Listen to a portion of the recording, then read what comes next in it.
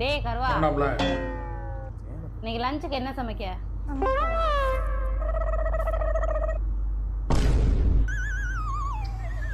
நம்ம ஒன்று சொன்னால் இவன் ஒன்று சமைப்பா.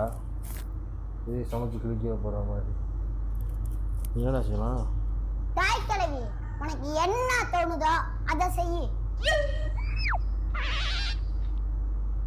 A few moments later.